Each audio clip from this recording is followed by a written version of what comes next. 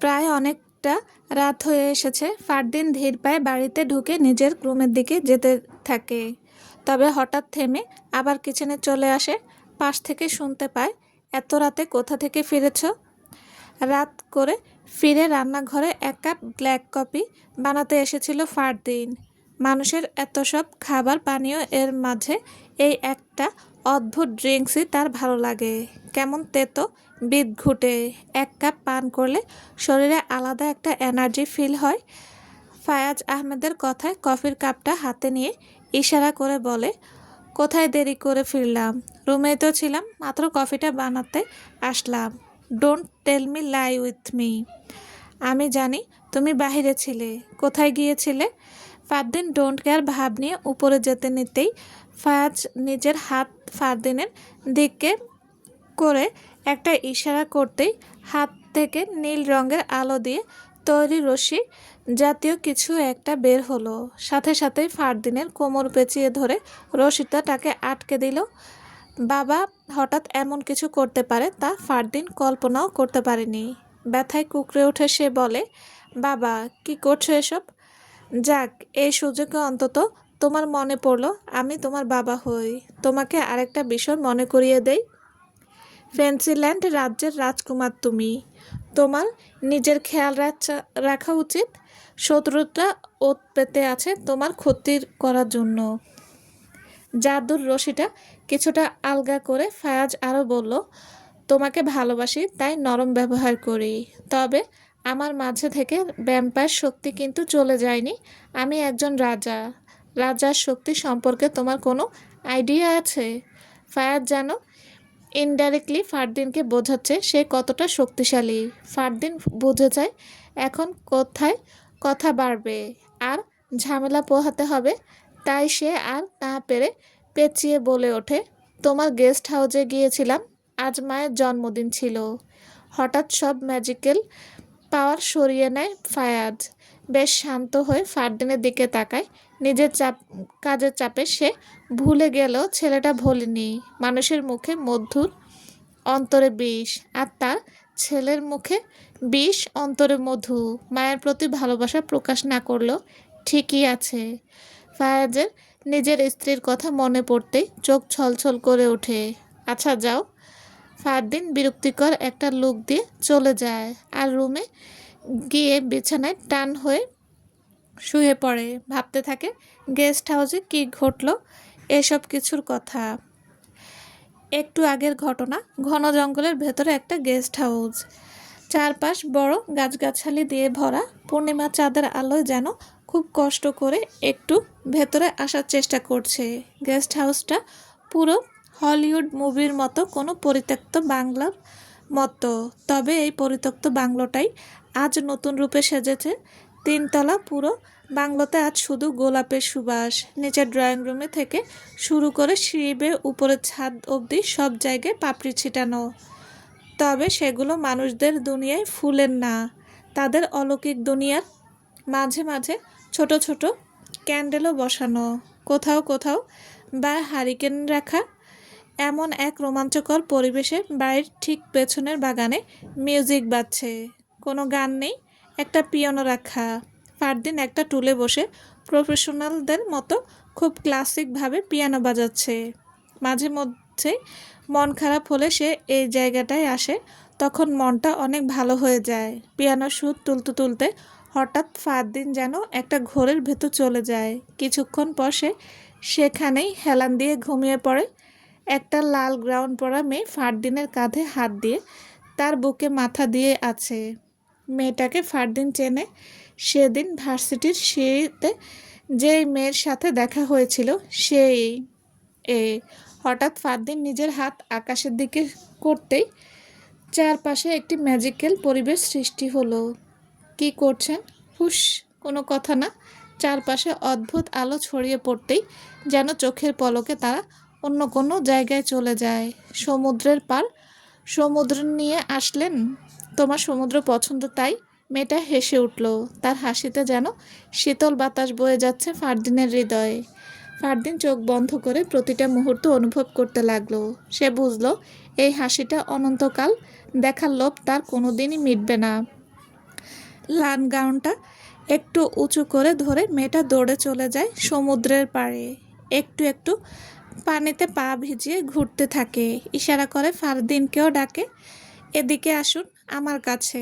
ফারদিন যেই না যেতে নেবে, হঠাৎ কিছু একটা ভাঙার আওয়াজ পেল। এখানে কি ভাঙবে? অতঃপর চারপাশে ঘন অন্ধকার নেমে এলো। ফারদিনকে যেন ওই অন্ধকারে ডুবিয়ে ফেলছে। সে তার প্রিয়তমাকে আর দেখতে পাচ্ছে না। আচমকা লাফিয়ে উঠল সে। সেই পিয়ানোর কাছেই এ টুলে বসে আছে। সব কিছু স্বপ্ন ছিল, এতটা বাস্তবের মতো। তার মানে এসব স্বপ্ন ছিল।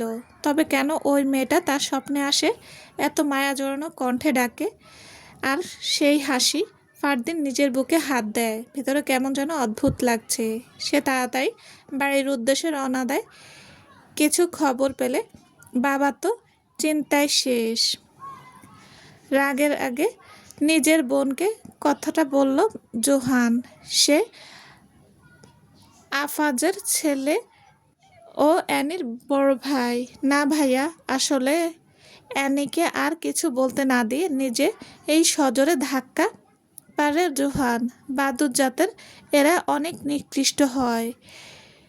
নিজের আপনজনের প্রতি একটুকুও মায়া নেই তাদের। মেয়ে ভ্যাম্পায়ারগুলো সৌন্দর্যের সাথে কিছুটা নরম হয়ে থাকে, তাই পাল্টা ভাইকে মারে না অ্যানি। চোখের সামনে থেকে যা, আমার কথাটা যা বলছি, নয়তো ভুলে যাব তুই আমার বোন। এখনই নরকে পাঠিয়ে দেব। অ্যানি জহানের কথা শুনে তাদের বাড়ি থেকে বেরিয়ে যায়। আপাতত দূরে এক পাহাড়ি এলাকায় তারা আছে। উদ্দেশ্য সেই মেয়েকে পরিবারের আগে খুঁজে বের করা। সব দায়িত্ব অ্যানির উপর ফেলে দিয়েছে তারা। অ্যানি পাহাড়ের একদম চূড়ায় দৌড়ে এসে দাঁড়ায়। চাঁদের দিকে তাকিয়ে ভয়ানকভাবে গর্জন দিয়ে ওঠে। এই গর্জনে রাগ, ক্ষোভ, সাথে ঘৃণা ও যন্ত্রণা। আমাকে কেন এদের মাঝে জন্ম হলো? আমি কেন অন্য জাত বা মানুষ হয়ে জন্মালাম না? আকাশ থেকে কোনো শব্দ ভেসে আসে না। অ্যানি চোখের কোণে পানি নিয়ে গায়ে কালো চাদরটা পেঁচিয়ে নেয়। বের হয়ে যায় সেই মেয়েকে খুঁজতে। যেভাবেই হোক সেই মেয়েকে সে খুঁজে বের করবে। এর বদলে যদি একটু সবার স্নেহ পায় সে। ফ্ল্যাটের বারান্দা থেকে হালকা ধোঁয়া বের হচ্ছে। নীরব আগুন জ্বালিয়ে আলমারিতে লুকিয়ে রাখে ফারিহার সব ছবি পুড়িয়ে দিয়েছে। আজ সন্ধ্যায়ও নীরার ফারিয়ার কথা সে শুনেছে। ফারিহার প্রতিটি কথা স্পষ্ট যে সে নীরবকে আপন ভাইয়ের মতো দেখে।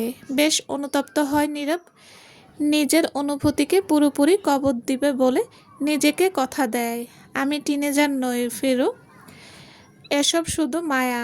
ভালোবাসা হলে ঠিকই সবার সামনে বলতে সাহস পেতাম। এই মায়া সময়ের সাথে কেটে যাবে, তুই দেখিস। ঠিকই আমি অন্য কাউকে ভালোবাসবো। নীরব সব ছবি পুড়িয়ে নিজের বিছানায় এসে শুয়ে পড়ে। বেশ হালকা অনুভব হচ্ছে নিজেকে। কিছু বিষয় লোকের অজানা থাকুক। ফেরিহা আজ একটি বেবি পিঙ্ক কালারের স্কার্ট পরেছে, উপরে একটা সাদা শার্ট, মাথায় ভালো করে হালকা গোলাপি রঙের একটা ওড়না পেঁচানো। সাইডে ব্যাগে মোবাইল নিয়ে যেই না বের হতে যাবে, তখনই ছোট মায়ের ডাক, ফেরু পায়েসটা খেয়ে যা। ফেরিহা টেবিলে গিয়ে বসে। নীরব আর নীরা বসে বসে সকালের নাস্তা করছে। পরোটা, আলু ভাজি, সাথে ডিম। নীরব পরোটা ছেড়ে আলু ভাজি দিয়ে মুখে দিয়ে বলে, সাবধানে যাস। তারা বেশি টেরিং পিরিং করলে চলে আসবি। নীরা হাসে। ফেরিহা মাথা নাড়িয়ে বলে, ঠিক আছে। তারপর পায়েসটা কয়েক চামচ মুখে দিয়ে এক গ্লাস পানি খেয়ে বেরিয়ে যায়। ভার্সিটির একটু সামনেই অনেক বড় রেস্টুরেন্ট। এখানে পার্ট টাইম জবটার জন্য এসেছে ফেরিহা। খুব সাবধানে ভেতরে গিয়ে ম্যানেজারের সাথে দেখা করলো। তারপর কাজের ব্যাপারে নানান কথা হতে থাকে। কংগ্রেচুলেশন মিস ফেরিহা, আপনি এখন থেকে এখানে ফুড ডেলিভারির কাজ করবেন। Thank you so much sir, আমার আসলে কাজটার দরকার ছিল। জি, মোস্ট ওয়েলকাম। আপনার শিফট হবে দুপুর 3টা থেকে রাত 9টা পর্যন্ত। শহরের ভেতরে ডেলিভারিগুলো কাজ আপনি করবেন। জি, ঠিকভাবে করার চেষ্টা করব। অতঃপর আরও কিছুক্ষণ কথা বলে ফেরিহা বেরিয়ে যায়। তার মনটা আজ খুব ভালো, কাল থেকে কাজে আসতে হবে। সামনে একটা বড় খোলা মাঠ আছে, সেখানে একপাশে ঝালমুড়ি, ফুচকা, আইসক্রিম আরও হাবিজাবি বসে। ফেরিহা খুশি মনে সেখানে যায়। আসার সময় ছোট মা জোর করে হাতে 200 টাকা দিয়েছিল যদি কিছু খেতে ইচ্ছে করে। এজন্য ফেরিহা সবার জন্য চটপটি নিয়ে নিল, নিজের জন্য 1 প্লেট ফুচকা অর্ডার করলো, বেশি করে টকে চুবিয়ে খাবে। কালকে পুরো রাজ্যের অনেক বড় করে অনুষ্ঠান হবে, আমার কলেজাটা আসবে, রাজ্যের সবাইকে দাওয়াত করবে, সব জাতের সবাইকে, কারো আপ্যায়নও যেন কমতি না হয়। রাজমাতার কথায় মাথা নেড়ে রুম থেকে বেরিয়ে যায় দাসী। রাজমাতা খুব খুশি, কালকে তাদের রাজকুমারের আসার কথা। নিজের নাতিকে কাছে পেলে তার আর খুশি শেষ হয় না। তবে ওই জাতের ভ্যাম্পায়ারের মাঝে সবাই যেমন খারাপ না, তেমনই ভালোও না। তাদের মাঝে কেউ যেন কোনো ক্ষতি করতে না পারে, সেদিকেও খেয়াল রাখতে হবে। হে আল্লাহ, আমাদের হবু রাজাকে তুমি রক্ষা করো। শিট, গাড়িটা এখানেই নষ্ট হতে হলো। বেশ বিরক্ত নিয়ে কথাটা বলে ফারদিন। মিউজিয়ামে যাচ্ছিল সে। আজকে তার আর্টগুলো প্রদর্শন করা হবে। বাইরে দেশের অনেক বড় বড় লোকজন এখানে আসবে। নিলামে ওঠা ছবিগুলো বেশ দরদাম করে বিক্রি হবে। ফারদিন ফোনে কল করে গ্যারেজ থেকে লোকদের আসতে বলে। রাস্তায় বেশ হট্টগোল দেখে সামনে মাঠে গিয়ে দাঁড়ায়। শীতের সকাল, তাই তেমন রোদ নেই। বাচ্চারা খেলছে, বয়স্করা হাঁটাহাঁটি করছে, অনেক ভার্সিটির ছেলে মেয়েরা বসে বসে গল্প করছে। মাঝে মাঝে ফারদিনও এসব দেখে ভালো লেগে যায়। তারপর হঠাৎ মনের মাঝে বিষণ্ণতা নেমে আসে, মুখের হাসিটা চলে যায়। আমার কোনো বন্ধু নেই কেন? একটা আজব প্রশ্ন করে ফারদিন নিজেকে। কোনো উত্তর পায় না। ছোট থেকে একা একা থাকতে হয়েছে তাকে। ভ্যাম্পায়ার রাজ্য অর্সগার্ডে মাঝে মাঝে গেলেও রাজকুমার হওয়ায় সে সাধারণ ভ্যাম্পায়ারদের সাথে মিশতে পারত না। না ওই জাতের, না এই জাতের। রাজবাড়ির ভেতরে নানান রিচুয়াল করে তাকে রাখা হতো। আর তখন এখানে থাকতো, তখন নিজে থেকেই কারো সাথে মিশতো না। তার ভয় হতো, ভীষণ ভয়। আর সবসময় মনে হয় সে কাউকে আপন ভাবলে সে চলে যায় এ দুনিয়া ছেড়ে, ঠিক যেভাবে তার মা চলে গেছে। আর মানুষরা তো খুব দুর্বল, জাদুর শক্তি তো নেই। 2-1 জন যারা করে তারা খারাপ পথে সেটা আয় করে। ফারদিন বলে ওঠে, আচ্ছা বন্ধু কী জিনিস? ভালোবাসা কেমন? তাদের কি বিশ্বাস করা যায়? হঠাৎ ফারদিনের চোখ পড়ে ফুচকার দোকানে একটা মেয়ের উপর। মেয়েটা দাঁড়িয়ে দাঁড়িয়ে বড় বড় মুখ করে এক একটা ফুচকা ঢুকিয়ে দিচ্ছে। কখনো কখনো বা ওড়নার ফাঁকা দিয়ে ছোট ছোট চুলগুলো সামনে বেরিয়ে আসছে, বাতাসে উড়ে। সেগুলো খুব সমস্যা করছে মেয়েটার। ফারদিনের হাসি পায় দেখে। এই মেয়েটার সাথে তার বারবার দেখা হয়ে যায়। রাতে স্বপ্নেও এই মেয়েকে দেখেছিল সে। এখন যেন একে নিয়ে ভাবা একটা অভ্যাসে পরিণত হয়ে গেছে। তবে ফারদিনের ভাবনায় ব্যাঘাত ঘটায় দুটো ছেলে। সামনের চুলগুলো কেমন যেন রং করা, দেখেই বেশ বখাটে মনে হচ্ছে। কি ম্যাডাম, ঝাল লেগেছে? একটু মিষ্টি খাইয়ে দেব? অচেনা কারোর কথায় ফারিহা খাওয়া থমকে তাকায়। দেখে একটু একটু ভয় হতে লাগে। সে পাত্তা না দিয়ে নিজের বিলটা দোকানদারকে দিয়ে যেতে নিতেই একটা ছেলে তার পথ আটকে দাঁড়ায়। আরে ম্যাডাম, আমরা এই এলাকায় সবার সমস্যা অসুবিধা এসবে দেখাশোনা করি, সেখানে আপনার ছোট সমস্যার সমাধান কি করতে পারবো না? দেখুন, আমার কাজ আছে। আরে বাস, আপনার কণ্ঠটা তো খুব সুন্দর। তা ওড়নার নিচে এত সুন্দর কণ্ঠদারি গলাটা লুকিয়ে রেখেছেন যে? কে? হঠাৎ ঠাস একটা শব্দ ফারিহা মাথা উঁচু করে তাকায়। ছেলেটা কথা শেষ করার আগেই একজন লম্বা ছেলে তাকে একটা ঘুষি দিয়ে শুইয়ে দিয়েছে। ছেলেটাকে ফারিহা চিনে, ওই যে এলিয়ান নাম রেখেছিল। তারপর শুরু হয় লাইট ক্যামেরা ছাড়াই অ্যাকশন। ফারদিন ইচ্ছা মতো ছেলে দুটোকে পিটাতে থাকে। ফেরিহা আর উপায় না পেয়ে পেছন থেকে গিয়ে ফারদিনকে জড়িয়ে ধরে আটকায়। থামুন প্লিজ। ফারদিন একদম থেমে যায়। বুকের ভেতর ধুকপুক আওয়াজ যেন অনেক বেড়ে গিয়েছে। প্রতিটা স্পন্দন সে শুনতে পাচ্ছে। বাতাসের হালকা শো শো আওয়াজও যেন খুব বেশি মনে হচ্ছে এই মেয়েটা তার পার্সোনাল স্পেসটা পার হয়ে গিয়েছে। তবুও তার রাগ হচ্ছে না। এদিকে সুযোগ পেয়ে ছেলে দুটো পালিয়ে যায়। ফেরিহা ফারদিনকে ছেড়ে পেছনে গিয়ে দাঁড়ায়। চোখ যায় ফারদিনের ঘাড়ে একটা চিহ্নর উপর। এমন একটা চিহ্ন তার ঘাড়েও আছে। অদ্ভুতভাবে দুটোর খুব মিল। তার থেকেও অবাক করার কথা হলো সেদিন জঙ্গলে যে তাকে বাঁচিয়েছিল অন্ধকারে, তারও এমন একটা চিহ্ন ছিল যেখানে থেকে আগুনের শিখার মতো সোনালি আলো বের হচ্ছে। তবে কি এই ছেলেই তাকে দুবার বাঁচালো? ফেরিহা এমনি বেশ ঘাবড়ে গিয়েছে, তাই তাড়াতাড়ি ব্যাগ থেকে হাতে নিয়ে দৌড়ে সেখান থেকে চলে যায়। ফারদিন পাশ ফিরে শুধু ফেরিহা চলে যাওয়া দেখে আর বলে ওঠে, ভালো হলো চলে যাচ্ছ। আমার থেকে যত দূরে পালাতে পারবে তত ভালো। ফারদিন গাড়ির কাছে যেতে যেতে বলে, আমি আগুনের শিখা আর তুমি হলে পানি। আমি সব কিছু শেষ করে দেই আর তুমি নতুন করে সাজাও। আমাদের জগৎ থেকে অস্তিত্ব সব কিছু আলাদা। আমি ড্রাকুলার মতো হিংস্র আর তুমি পরীর মতো মায়াবী। চলে যাও মেয়ে, তুমি যত দূরে যেতে পারো যাও, যেন তোমার নাগাল এই ভ্যাম্পায়ার কখনো না পায়। শুনলাম অফিসে নাকি পরী এসেছে। সিঙ্গেল ছেলেরা একটু সাবধানে থেকো।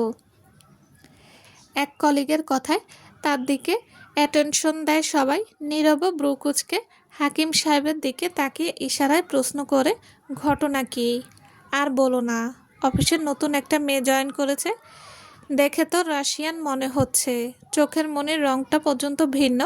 নীরব সহ আরও বেশ কয়েকজন হেসে কাজে লেগে যায়। তবে কেউ কেউ এখনও কান পেতে আছে রাশিয়ান সুন্দরীর ঘটনা জানতে। তাদের মাঝে একজন বলে উঠল, কোন ফ্লোরে, কোথায় কাজ করবে? হাকিম সাহেব উত্তর দিতে যাবে, এর মাঝেই তাদের ফ্লোরে একটা নতুন মেয়ে প্রবেশ করে। সবাই না চাইতেও এক দৃষ্টিতে তাকিয়ে থাকে। এত আসলেই পরীর মতো, এত ফর্সা, সাথে এমন মায়াবী মুখ। চুলগুলো যেন কোমর ছাড়িয়ে আরও নিচে চলে গিয়েছে। ম্যানেজার এসে সবার সাথে অ্যানির পরিচয় করিয়ে যায়। এই হলো মিস অ্যানি, আমাদের অফিসে নতুন জয়েন করেছে। নামসহ ওনাকে দেখে বিদেশি ভাবলেও উনি দেশি। আশা করি সবার সাথে ওনার ভালো বন্ডিং হবে। নীরব সবার মতো তাকিয়ে চোখ সরিয়ে নেয়। এভাবে তাকিয়ে থাকাটা ঠিক না। মেয়েটা আনকমফোর্টেবল ফিল করছে। আসলেই তাই। অ্যানির একটু ভয় ও অস্বস্তি হচ্ছে। বেশিরভাগ ছেলেরাই কেমন করে যেন তাকিয়ে আছে। দু একজন তো হাসাহাসিও করছে। তাদের নজরও ভালো না। কিছু কিছু ছেলেদের এই বদভ্যাসটা অনেক বেশি। বেটারা মেয়ে দেখলেই চোখ খুলে রাস্তায় ফেলে দেয়। কিছু বলবে মেয়েটার দোষ। কিছু বলবে মেয়েটার দোষ। যেন সমাজের সব নিয়মে শুধু মেয়েরাই দোষী। ছেলেদের ভাগেরটা কেউ হাইলাইট করে না। ছেলেরা করলে কোনো ব্যাপার না, পুরুষ মানুষ ওই একটু একটু করতেই পারে। ভাগ্যিস অ্যানি ভ্যাম্পায়ার, নয়তো তাকেও মেয়ে মানুষের মতো এই অসহ্য যন্ত্রণা সবসময় সহ্য করতে হতো। অ্যানির ইচ্ছা করছে রাগে দু একটাকে ঘাড়ে দাঁত বসিয়ে দিতে। তখন বুঝবে সুন্দরী ভ্যাম্পায়াররা কী জিনিস। অ্যানি গিয়ে ঠিক নীরবের পাশে খালি ডেস্কটায় বসলো। কিছুটা কোনা হয় এবং সামনে গ্লাস থাকায় বাকিরা উকিঝুঁকি মেরে দেখার চেষ্টা করেও ব্যর্থ। তবে নীরব তো তার পাশে, সে যদি বিরক্ত করে, অথচ নীরব নিজের মন দিয়ে কাজ করছে। একবারও তার দিকে তাকায়নি বা আগ বাড়িয়ে কথা বলতে আসেনি। যাক, কারো মাথায় তো একটু বুদ্ধি আছে। আর আমার তো যাকে লাগবে সে ঠিক হলেই হলো। অ্যানি বিড়বিড় করে মনোযোগ দিয়ে কাজ করতে থাকে। ফেন্সিল্যান্ড রাজ্য আজ নতুন করে সেজেছে। চারপাশে আলো ঝলমল করছে। আগুনের শিখা সব জায়গায় দাউ দাউ করে জ্বলছে। রাজা ফায়াজ আহমেদও আজকে তাদের ঐতিহ্যবাহী রাজ্যর পোশাক পরেছে। সে তবে সেটা কালো। শুধু সে না, রাজপরিবার সহ রাজ্যের বেশিরভাগ ভ্যাম্পায়ারই আজ কালো কাপড় পরেছে। ভ্যাম্পায়ারদের জাতীয় রঙই হলো কালো। ওরা অন্ধকার প্রেমী। ফারদিন নিজের কক্ষে বসে বসে চেরি ফল খাচ্ছে। সবার মতো সেও কালো পরেছে, একদম হাঁটু অবধি, শেরওয়ানির মতো কোনো কালো পোশাক। গলায় কেমন মণিমুক্তোর মালা পরিয়ে দিয়েছেন রাজমাতা। ফারদিনের বিরক্ত লাগছে এসব পড়তে। একা একা বলে ওঠে, এসব তো মেয়ে মানুষের জিনিস, মেয়ে মানুষের হাতে পড়ে, তবে ভ্যাম্পায়ার মেয়েদের না। চলবে। আসসালামু আলাইকুম। গল্পটি কেমন লেগেছে প্লিজ জানাবেন। আর হ্যাঁ, অবশ্যই লাইক কমেন্ট করবেন। আর যারা এখনও আমার চ্যানেলটি সাবস্ক্রাইব করেননি তাদের বলছি প্লিজ চ্যানেলটি সাবস্ক্রাইব করে পাশে থাকবেন। সবাই ভালো থাকবেন। আল্লাহ হাফেজ।